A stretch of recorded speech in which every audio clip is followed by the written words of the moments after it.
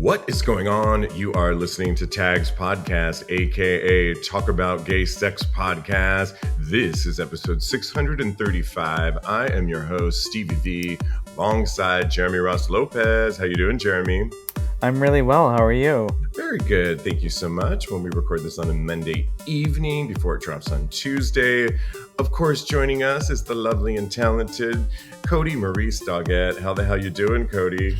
Hello, darling. I'm doing wonderful. You know, it's a nice Monday. We're having a good chat. We're going to have a good time. Oh, yeah. We have so much to get into. But let's start with some good news. The Oscar nominations may have been overlooked just because of what's going on in the news, but they did come out last week, and there were some really great nominations, including my favorite that I've been talking about on this show, Demi Moore, and the film she stars in, The Substance, were both nominated. And have you guys seen it yet? Yes, I saw it. Okay, yeah. You liked it, right, Jeremy? I liked it. I did think it was it's like definitely strange and artsy, but it's interesting and I love her, so. Me too. Did you see it, Kodi? Not yet. It's back in theaters, but I have Mubi too. And so I'm like dedicating some time to actually watching it. But I hear it's really gory, so that kind of is turning me off a little bit. So Cody's sitting around watching Mahogany, like exactly. 73rd time. And does it love me? Yes. And there's a whole slew of movies out there, but so she got nominated, which is really great, and I'm excited for that. But also, Carla Sofia Gascon is the first trans actress to be nominated for an Academy Award for Emilia in the film Emilia Perez. And that is super breakthrough and amazing. And yeah. I did admit it's on Netflix if you guys want to watch it. And I didn't realize it was a musical. And I started watching it the other day and I wasn't really in a musical mode at the time that I put it on. I was watching it by myself. So I'm going to start from beginning to end with my boyfriend and watch it. But have you guys seen that one yet? I have not, but I did see all the nominations, so it made me intrigued to see what it's all about. Yes, exactly. And Colman Domingo is again Academy Award winner. Colman Domingo is nominated again for Sing Sing. My sister just saw it and says it's really that good. About actual, do you guys know the story of this? It's like actual people that are behind bars that are, one character starts a whole theater group back there, and it's a true life story, and it's supposed to be amazing, and I can't wait to see it. In fact, I need to see it soon. But I love the nominations that were out there. Of course, Wicked fans will be happy because the film, both actresses, Cynthia and Ariana Grande. Ariana, thank you so much. Were nominated. Ariana being in supporting role and Cynthia in leading actress, which is really exciting. And there's just some really great films being nominated as well. So, Kodi, we'll ask you though, are there any films that are on the list that you want to see that we've mentioned? I'll just name them really quickly. Anora. Thank you. The Brutalist, which I want to see. A Complete Unknown. Conclave, which I saw with my boyfriend and really loved a lot. Dune Part 2. Emilia Perez, which we just mentioned. I'm Still Here. Nickel Boys. The Substance, which I can't stop talking about. And Wicked, of course. I mean, I've already seen Wicked, so I think I'm Still Here. And what was the one with Emilia Perez? That's the movie Emilia Perez. The trans. Yeah. I thought her name was Emilia Perez. Okay, all right. Yeah, no, the movie's called that. Yeah, exactly. So, yeah, so I think, with everything that's going on, these kind of came under the radar, but I'm excited for it, and we look forward to the Oscars. Okay, well, we have to talk about, we were talking, Kodi, about the inauguration speech that happened last week. He's already enacted so many bills that are crazy, that affect our community. One of the things that he said in his speech was that there are only two genders. And now we're starting to see some of those effects. And they're actually removing things that have to do with anything other than male and female, including things like your passport. And the person that they put in charge, Marco Rubio, has actually implemented things that you used. There was a point, which I didn't even know this, but this is kind of cool. You were able to put an X, so not Hmm. MF, but X on your passport. And they are eliminating that immediately, that there's only two genders. And I'm just wondering, like, what if you already had that on your passport? Do you have to like get a new one?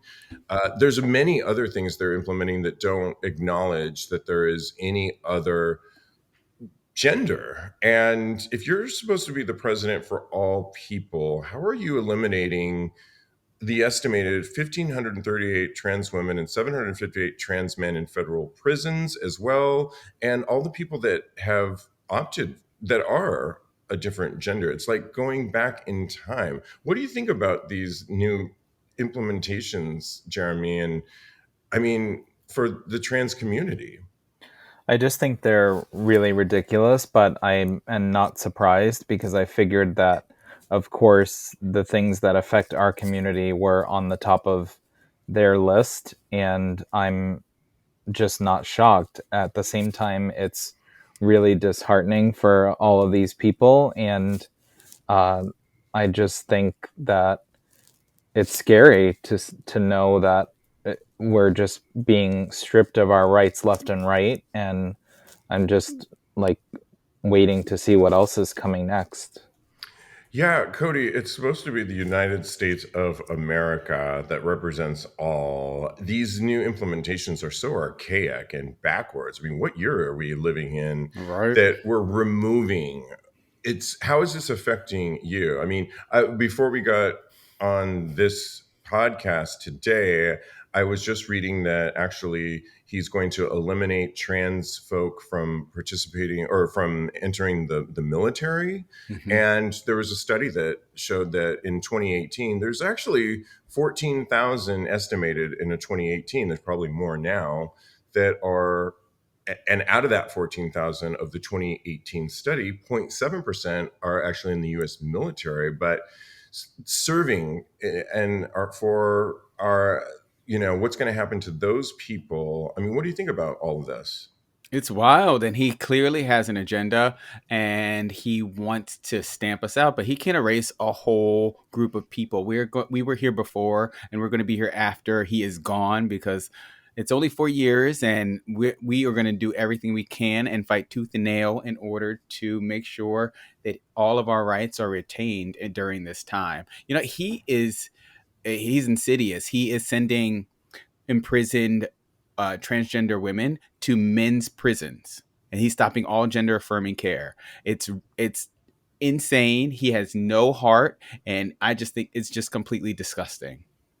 Yeah, it's so backwards to think that he's implemented all these things, and it's you're not the president of all people. And if you can't put a marker, if you were allowed to put a marker, which is progression, on your passport X that signified your different gender than male or female, that imagine how that must feel be to not feel that your president doesn't represent you, you don't really exist, you all the work that. And what I fear is it's speaking to those that are going to cause more violence to a marginalized community already, that it's only going to basically say you don't exist, and it's going to incite hateful, homophobic people around the world and our country to inflict hate amongst that already exists, but now it's basically says that it's okay because our president says that. And I just think, like you said, it's insidious. And you're right. There are more than two genders, though, so he can say whatever he wants, but we just have to get through these 4 years. But look It, out for our trans brothers and sisters. And yeah. yeah. So he gender is a spectrum, and I'm sure he's had a finger up his butthole before. So I mean, he's on the spectrum somewhere. I The thing about the X on the passport, I think that people are worried about. I had a discussion with an acquaintance of mine who is non-binary, I believe. I don't want to define their gender or sexuality, but yeah, they were saying that a friend of theirs has the X, and they think that they're going to try and get it changed back because they're worried about the whole fallout as far as having the X and all the things that come along with it. So people are out here worried and scared, and we just need to keep going. And what do you really have to do if you have that X on your passport that's was valid, Yeah. and is it not valid? What if you had a trip plan? And we all know how red tape is when you try and even renew your passport. It's like, are they going to acknowledge it? Is it not, going to work anymore? It's just okay. Well, switching gears here, there is a documentary that I watched at the very beginning of the year. There's always one at the beginning of the year that kind of catches my attention. Last year, it was one about the powers of being a vegetarian or even a vegan, or giving up meat. And I tried it for the first few weeks of 2024, and it didn't last that long. And I had to have a burger like, 2 weeks later. But the latest one, and this one, I wasn't really falling for what he's projecting, but it's called Don't Die, The Man Who Wants to Live Forever. Have any of you guys seen that with Bryan No. Johnson? Yes, I watched the documentary and I actually found it very interesting. I really did too. So basically, it's this guy, I think he's 47 now, 48, and it's kind of says it in the title, The Man Who Wants to Live Forever. He used to be, it tells the story of this guy that was really unhappy in his marriage, had, I think, 3 kids, 3 or 4, and he was a little bit overweight and not really into fitness, and, got divorced. But the key that has made him happy is he's kind of his own science project. So he does all of these kind of crazy things, like takes his blood transfusions, and he's like on a health kick, but even he takes all of these supplements. Like I said, he's his own science project, doing things that are not necessarily certified by any organization, but he's trying all these things like plasma, and he wants to really live as long as he can live, but not his the whole thing about it. He gets a lot of flack, and I didn't realize how many people are kind of against him. He has a lot of followers, but he has a lot of people that think that he's nuts and crazy, and why would anyone want to live forever? His point in the documentary, though, that I got out of it is, if we're going to live to 80, 90, 100, don't we want to be as healthy and feel as good as we can, versus have all of these degenerative diseases or aches and pains? And he's kind of doing the work for us. That's what I got out of it. Well, he's been in the news recently because he actually posted this thing that still people are calling him deranged, a lunatic, because he shared his kid. So he has this one 19-year-old son that they show that he's the only son that basically is close to him. And he showed his son's erection data at night. So in other words, he wrote, quote, "Nighttime erection data from my 19-year-old son and What? me. His duration is 2 minutes longer than mine. Raise children to stand tall, be firm, and be upright," is what he meant by that. And that rubbed people the wrong way for so many reasons, because they thought it was cringy, they thought it was gross, like, what's going on with this? But Kodi, we had Dr. Elliot Justin on our show, who has a device called FirmTech, and basically it's like a cock ring, but you put it on like a cock ring, and you wear it at night. You can also wear it as a cock ring, and it is hooked up to an app that measures how many erections you're getting per night, because studies really do show that the more erections you have, the healthier you are, because blood flow is going to that organ, and it shows that you are healthy. It can tell a lot of different things. So I didn't really find it as cringeworthy as everybody else did. But I mean, let's start with you, Jeremy. Did you find it cringeworthy that he posted that, seeing that you saw the documentary? I found the documentary really interesting, but I do find it cringeworthy, like the stats of erection from him and his son, like comparatively speaking. And I just feel like there are some things that you can leave out, of just broadcasting results for the rest of your health. And I don't know, I just find it kind of odd and a little weird for him to be comparing it to his 19-year-old son. But I also did feel like he is a little bit on an ego trip at the same time. Yeah, I did too. So it's not very surprising because his personality seems like this would be something he would do. And I did find the documentary really interesting, and it does make you want to just worry a little bit more about like what you're eating and how much you're active and just like staying busy, because it seems like he's really good at that, uh, which shows the longevity of how he may end up living a lot longer than men normally do. Yeah, I mean, I highly recommend watching this and making up your own opinion on this guy because he really does get a lot of flack from a lot of online content creators on thinking that he's crazy and all this. I didn't really find him that way. I thought I couldn't live the exact lifestyle that he does because, I mean, he goes to bed early, he stops eating at a certain time, he's taking a million. I mean, it's just like crazy, but I feel like he's the science experiment that is imparting a lot of the wisdom for the rest of us. He's also very awkward too, and he's fairly upright about that too. So to me, posting this wasn't that crazy. I just thought it was on brand for him. Kodi, knowing what we've talked about Bryan Johnson and posting his son's stats on how many erections he had, what do you think about this? Is it cringeworthy to you or not? That's it's weird. It's just weird. Let's call it what it is.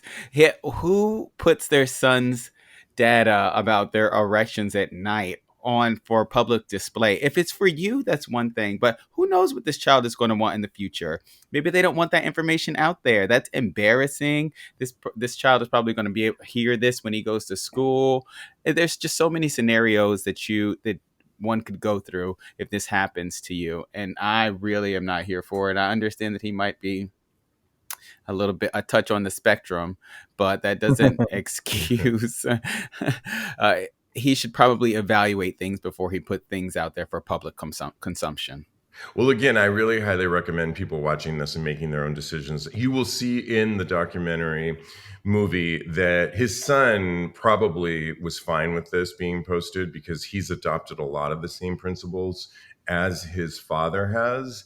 And so I bet he doesn't really think it's that weird. And knowing what we know about when we had Dr. Elliot Justin on the show about the science behind it's not, I know it can seem cringeworthy, like, oh yeah, it's how many erections did his son have, but it really does show youth and how he as a 47-year-old Bryan Johnson had just like a very almost close to his son's erection quality. And it's not like my son's penis is this big or it looks this way. It's really about like health because that has, as we learned from Dr. Justin, that is an indicator of good health when you do have those erections. And it just means that there's a lot of good blood flow going to that area. And studies have shown that if you do have that, you're in better health than somebody that maybe doesn't have that, like more clogged arteries and so on and so forth. So, anyway, interesting.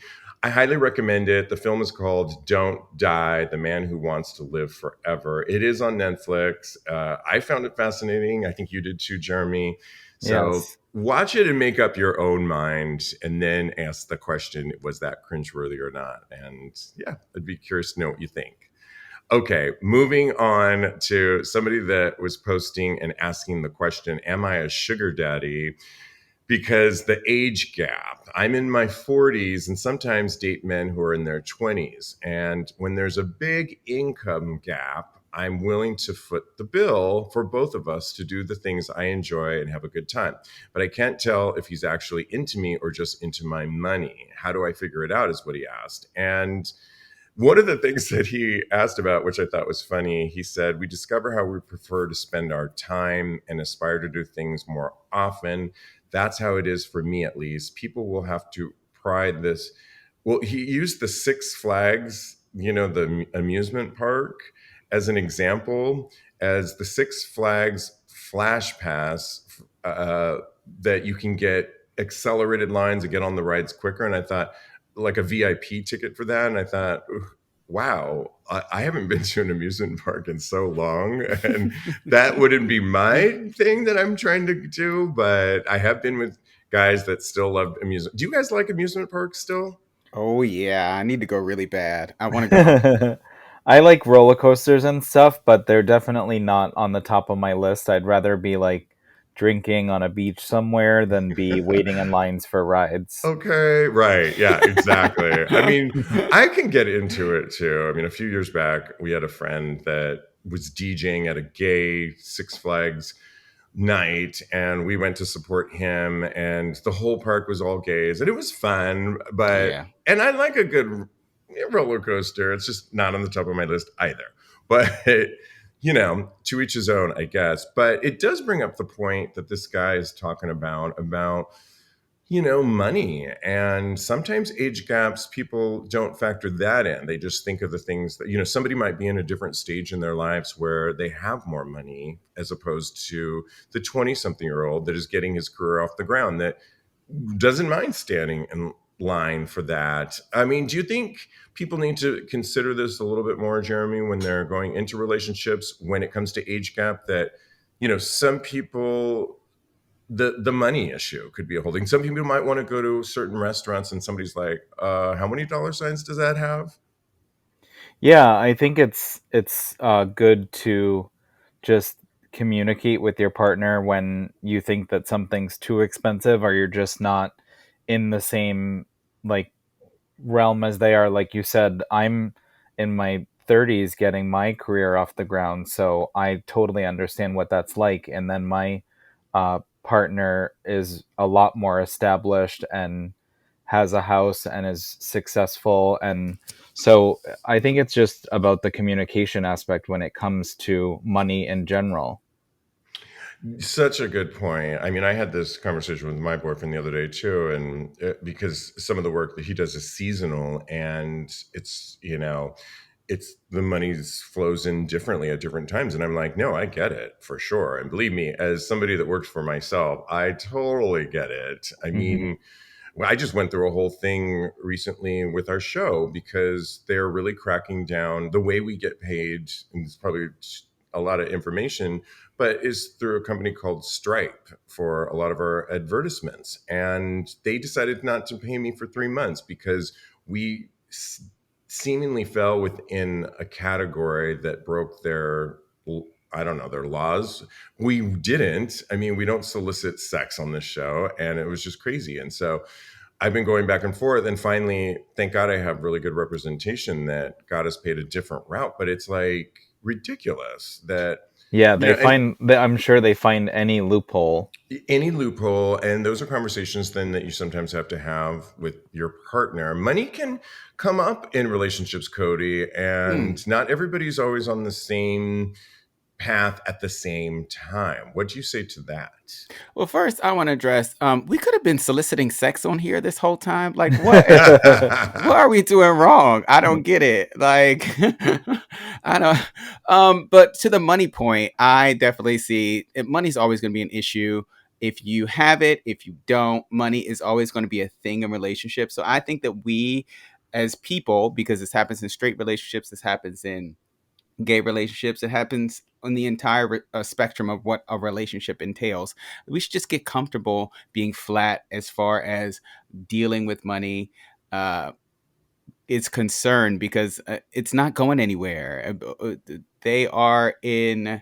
Uh, it's so deeply entrenched in our society that we should just Hmm. get used to it, and we should Yeah. just learn how to have conversations about what our expectations are when it comes to money, and just put it all out there. Yeah, I mean, I agree. Communication is the key. And I think like in this situation, this guy should maybe think about who he dates in his 20s. If he's in his 40s and established and likes a VIP ticket, maybe he likes business class, maybe he likes fine dining.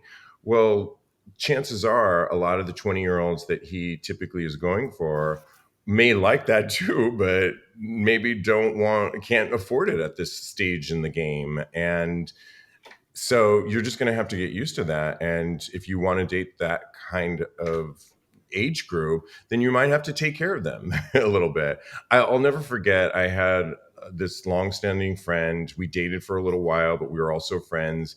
And he always had a lot of money and had great houses. And he would complain to me that, oh, I take care of this, I take care of that. And I said, right, because you choose to pay for them and do all these things. And then after a period of time, when I think you maybe get a little bored with them, then you start thinking like, why am I covering for them all the time? It's like it's a pattern for you. So I think it's also look in the mirror too and see right and what you're drawing in, and maybe it's time to find, I mean, there probably are people in their 20s that have got, making a lot of money, so choose those then. Nepo But babies. yeah, or something. I mean, you never know. I mean, who Also, knows? he could have gotten real with this person and said addressed it, not in a negative way, just in a way that says, Right. I have noticed this. What is going on? How can we come to a resolution that works for both of us? That's what a relationship is. Right. And there's a lot of bougie people that like, I mean, I don't like standing in a line either at clubs or clothes check or all that stuff. And I've found ways around it in my 50 plus years. And if I was with somebody that perhaps were doing all that, I would probably be like, yeah, this isn't working for me either. So sometimes it is a big factor in relationships and how the relationship is going to go forward. But I think we all agree communication and like, listen, this is where I'm at right now. I have aspirations of being at a different tier, but if you want to continue, this is where I'm at. So it might have to be Cheesecake Factory for a little while for me. But that I like that Cheesecake Factory. I do too. I do. I love the white chocolate raspberry one. I'm obsessed with it. But if you're going to Michelin star restaurants every week, honey, maybe not going to work. Hey, don't compare. Yeah. Okay, so I put a link for you two in our little chat there because I wanted you to look at a little bit of the fashion from the recent gay 2025 gay VN awards, and people like Raheem Shabazz, Lexi Love, and all the wildest looks. And I love that they have this every year. It's a chance for all of the adult creators to come together, the gay adult creators to come together, hosted by Alec Mapa, who's hilarious, and Pit Crew King, Bruno Alcantara. Everybody was there, and there was some great fashion as well. I find it interesting because it is award season, and I like how they put this in award season as well. And why not, right? We need to vote on these things too. Everybody loves to serve a look, and some of the looks are interesting, but I want us to describe some of our favorites and misses to an audio podcast. We'll start with you, Jeremy. Taking into consideration that this is adult creators, this isn't, the Oscars, right?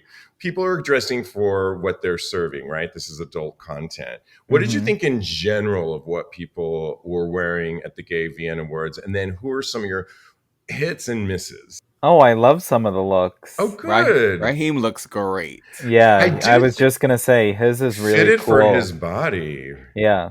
And then Malik, I mean, he's just really attractive, and I mean, it's a little bit corny, but I like the Describe it blazer. for the audio podcasters that maybe not.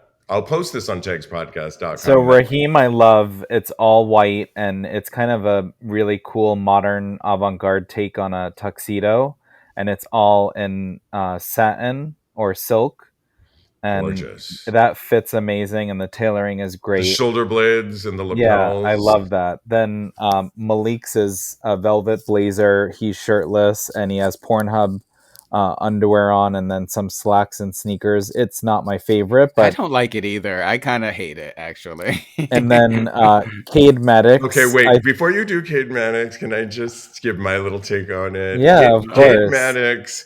I don't know if people are old enough to remember. Oh my gosh. one of you might have to help me. The Vegas act, they were blonde. They had the white Siegfried tigers. and Roy. Siegfried. Oh my God, I love you, Kodi. Oh yes, yes, totally. So I it's see it. giving a He's giving little Siegfried. Siegfried and Roy to me, Cade Maddox. He's got it's kind of a circus jacket to me, where it's got the definite shoulder pads out there, and it's a glittery jacket with pearls on it, I believe. And then he's got this great sheer top that's speckled in black, maybe crystals. And then these really cool pants that are, I love a good flare pant that when people can wear them, and he's wearing them. To me, the pants are whole amazing. look together looks a little Siegfried and Roy, and especially with his So wait. face. Is he Siegfried, Roy, or is he the tiger? I don't get it. I don't understand. He's kind of a combination of all three, but maybe if I didn't say that, do you like it, Jeremy? I do like it. I do think that if the tailoring of the jacket was at the waist and not long, it would make it a little less tacky. Circusy. Wizardy. But it doesn't look bad. Magician. It doesn't look bad on him. I just don't really love the feathered hair. Yeah, right. Maybe that's what it is. It's that his feathery, And he has a very pretty face that has no facial hair. So I feel like it's giving like really feminine, like almost like a lesbian look a little bit. Wow. But yeah, it's too much of a look. I don't love all the pieces together. To be fair, he's one of my favorites. Okay, but this is not. Kodi, I got to ask you. You are I think both of you right now are watching Drag Race, the current season, correct? Yeah, I haven't watched the most recent episode though. I haven't either, but we're not giving anything away. So I was like, I started sweating, girl. Yeah, I got Diego's coming over, and we're gonna watch it. But Lexi Love, who is my favorite currently, was at the Gay Vienna Awards, and she is standing next to Boomer Banks, a favorite of many, who was on our show years ago when we did it live, Jeremy, at Rebar, if you remember. Yeah. And Lexi Love, I think, she's trans, correct, Kodi? Yes. She looks gorgeous, I think. I love her anyway. She's got this spaghetti strap halter top dress that's leaves little to the imagination, but is nude and black and swirly and cool. And I think her legs look amazing. Her makeup looks amazing. The shoe I love. My only critique on her is I have a little problem when your toes go over the shoe a little bit. Cliffhangers. Yeah, I don't like that very much. It bothers me. But, sometimes you can't help that. Boomer, I think, looks fierce in this. Yeah, they both look amazing. This is how you do Wizard. Okay, yes, right. I want to hear from you, Kodi, but I really do have to hear from Kodi on Boomer and Lexi. You mean Jeremy? Jeremy, sorry. Yeah. Jeremy, you want to go first? Sure. I like Lexi's. I just think it's a little bit cheap. So I would have liked if the dress was just a little bit longer, because I understand it's a sex awards, but I still feel like it's see-through and it's push-up, and so I feel like somewhere's got to give, and I think she can afford a full dress, so I would like a little more fabric on it, but I think she looks great, and I like her taste. Well, with that, is like Boomer overly? I think Boomer's just gonna say. Yes, I think. I was just gonna say the she contrast of both. I think he should have. He thought he was going to Paris Fashion Week, which just occurred, and this would have been much better at Paris Fashion Week, I think, than the Vienna Awards. But what do you say to that? Yeah, I agree. Take the shirt off and then just have the rest of the outfit be good. Yeah. And Lexi can borrow some of the fabric for her dress.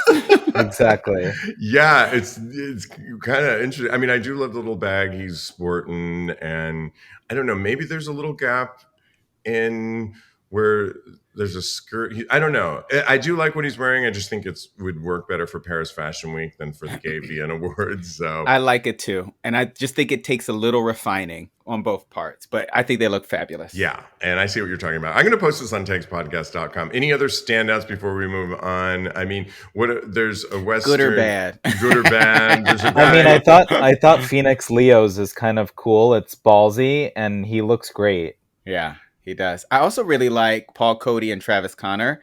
It's a little costumey, but I love it. They both look Oh yeah, it's fantastic. totally Tom of Finland, like right Yeah. out of the sketch. Yep. I And love it. Michael Boston, I think, dressed for the part. It's very.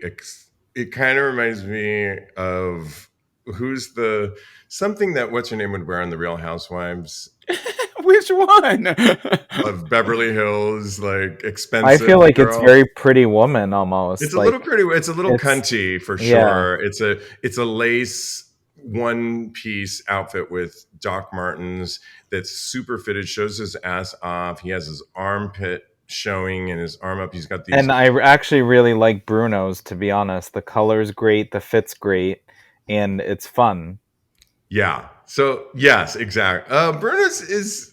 I like it. Okay, so Bruno's is wearing kind of a 1970s pale blue look to it. It's giving 70s vibes, but I like it. I like it too. I think the pants should be a darker color Yeah, instead of that these light are color. challenging. I feel like if I ever got invited to these, which probably not anytime soon, but I think it would be hard because you'd want to go over the top, you'd want to be sexy, but it's like I don't know, you can kind of go too far. But then that's the whole point of all this. I don't know. It's you could easily, I feel, on these have a miss Yeah. for sure, and yeah, so which is hilarious. So okay, let's move on. We love giving advice on this show. And somebody recently on Reddit said, PSA, careful with your nudes on Grindr.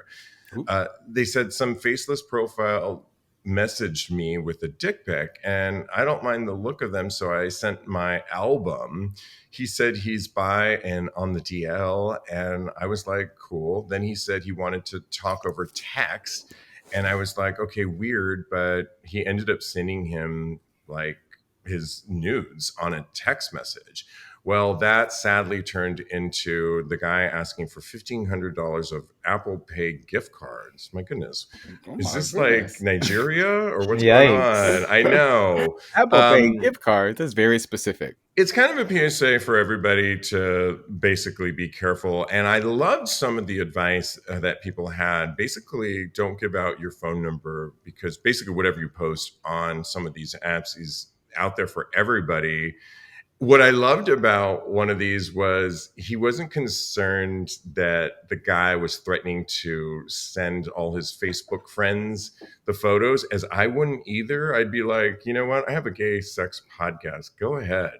I mean, send them. And that wouldn't be threatening to me. And he was kind of on the same path with that.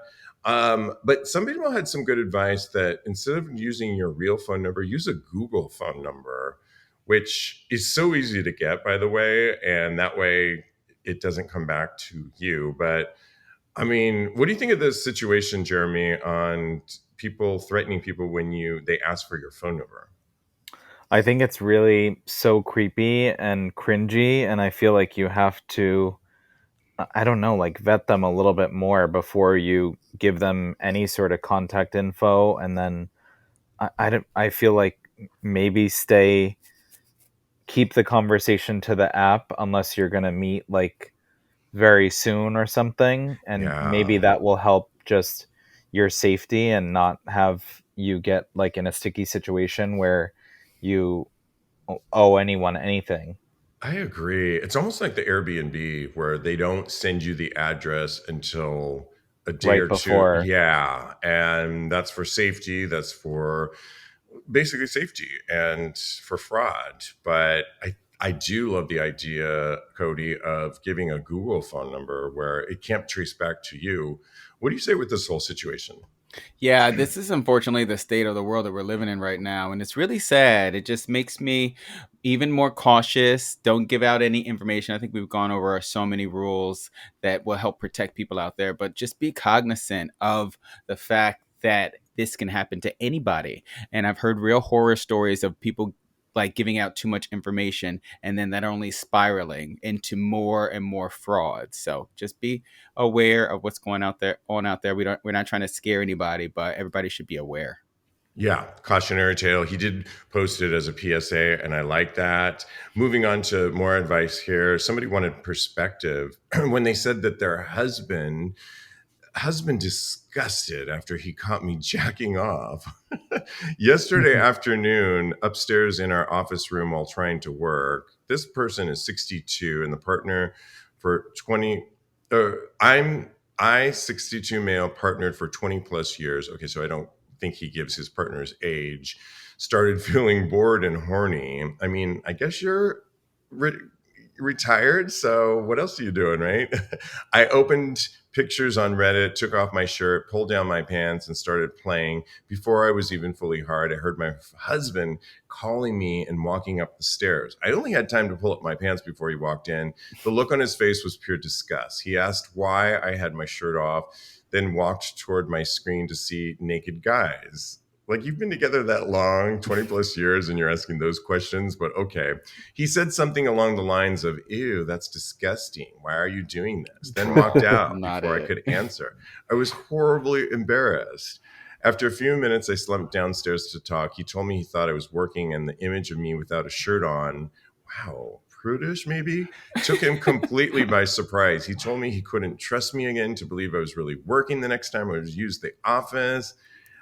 You get where this is going, but my goodness, I mean, I've been working before, in fact, before this show, and had on some Twitter porn and took a break to watch that. And yeah, I had a little fun. Didn't take my shirt off, but I was still having a little bit of fun and then went back to work. It happens. Is this like weird that after 20 years, Jeremy, that his husband's a little disgusted? Yes, definitely. I mean, are you serious? It's human nature for men and women to masturbate and get themselves off. And I feel like he shouldn't feel so guilty and disgusting for doing something that's natural and normal. And I mean, I get the alarming part of when your partner walks in on you doing that, but I I think you get like startled, but not ashamed, or like you're doing something that's unnatural or terrible and awful. And I don't know, it sounds like the reaction from the partner is actually disgusting. Like, that's the disgusting part of the story altogether.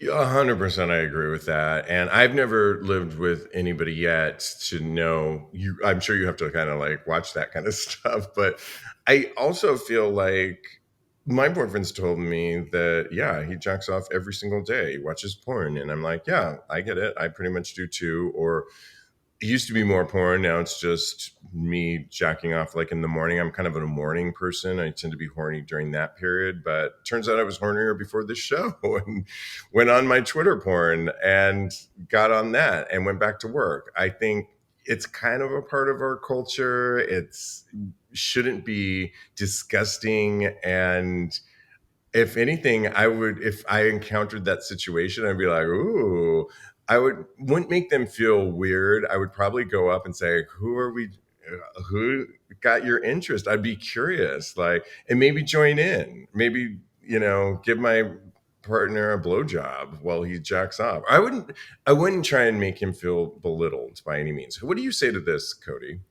It's so insecure for this person to uh, comment this way on somebody doing something like Jeremy said that is completely natural. And just like you said, I probably would have climbed right on the bed and said, let's go together, Pop. Let's just get this in right now because you're having fun. I want to have fun too. So I just think that anybody that could shame someone else for something that we all do that is completely natural, I think the shaming part is that they didn't weren't invited to come and jack off with them. I think I would have probably called my partner and been like, "Come on up, let's go." This is just all hypothetical, though. We'll see what happens when I get a partner. I mean, back to Bryan Johnson, the one who don't die, the man who wants to live forever. If we're really having all of these and we want to have all of these orgasms throughout the night because that just means we're healthier and having a lot of blood flow, that just means that we have that organ, like Jeremy said, we're men, and it's kind of it's that outside organ that it needs to get taken care of a lot sometimes. And so I get it, and it shouldn't be disgusting at all. And That's wow, wild to me that you can call yeah, somebody that you have been with for such a long time disgusting for masturbating. Right. And you should be happy at 62. He's still like getting it up. Like, does he think that his husband has never masturbated? And how long have they been together? 20 years? 20 plus years. Yeah. That's wild. Yeah, I say exactly. film it and send it down to me. How about that? You're right. Exactly. Maybe it's time to move on. I don't know. If that's what it's taking to get you disgusted, there's far more things to get disgusted over than that. Be happy your partner is getting it going on. And what's your sex life like? What I'd like to ask. Okay, and lastly, I mean, I'm so excited for her. She needed this. Jennifer Lopez teared up at a Sundance premiere of a show and a movie I'm excited to see, Kiss of a Spider Woman. She Ooh. got a standing ovation, and she says, quote, "I've been waiting for this my whole life." Jeremy, did you see the dress that she wore? I did. I was obsessed with it. I love it. In honor of Kiss of a Spider Woman, it's a very spidery crystal dress. She looks amazing in it. And this is one of my favorite musicals of all time. Cheetah Rivera, I saw her Yep. do it. She originated the role. It is Cheetah is Spider Woman, Kiss of a Spider Woman. But in 1994, the first time I came to New York City, you know I love Vanessa Williams. Vanessa took it over from Cheetah, and I got to see Vanessa the first time I ever got to see Vanessa Williams play Kiss of a Spider Woman on Broadway, and she was amazing in it. It is one of those amazing shows, but to hear that they are making the movie version, or made it, the movie version of it, and Jennifer Lopez is starring in it and getting a standing ovation, I am so excited. I cannot wait for this movie to come out. And I'm just so happy for her. Are you happy for her, Jeremy? Of course, I really think that she needed this, and I think she looks amazing, and I'm sure she played the part well. Yes, it's that kind of story. I didn't even know she was making this, and I was just so happy for her. What do you think, Kodi? I am so excited. First of all, I love J-Lo. Okay, let's start there. And then I was doing some research into Kiss of the Spider Woman, and it looks really good. So I have to get up on Oh this. yeah, Is I there a? mean, when Oh, there's a Cheetah wrote, 1985 movie out too. It's oh, I on didn't. Oh Max. yeah, but on Broadway, Cheetah Rivera originated. I mean, come on, and then Vanessa. But I mean, this movie version is probably going to be just iconic. And you know, they don't really give a lot of standing ovations at a lot of these Sundance films. So for her to get that, it just warms my heart, and I'm excited for her. She needed this, right, Jeremy? Yeah, definitely. Awesome. Oh my gosh, so great catching up with you. Wow, we covered the gamut today. Definitely. Oh my gosh. You can always follow my co-host. You can follow Jeremy on Instagram at @JRossLopez, at @JRossLopez.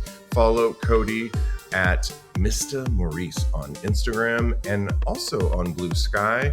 Follow me on the gram. I am _Steve B, or on Blue Sky and X at TAGSPodcast, where you get a preview of my Just for Fans and Only Fans. And by the way, we have a bonus episode out now on our Patreon page and a video of stretching for 50 and Fabulous. I just put that out last week. You can grab a tier, grab a free tier if you feel inclined. Go to patreon.com/TAGSPodcast. And in the meantime, continue having hot, Hot gay sex.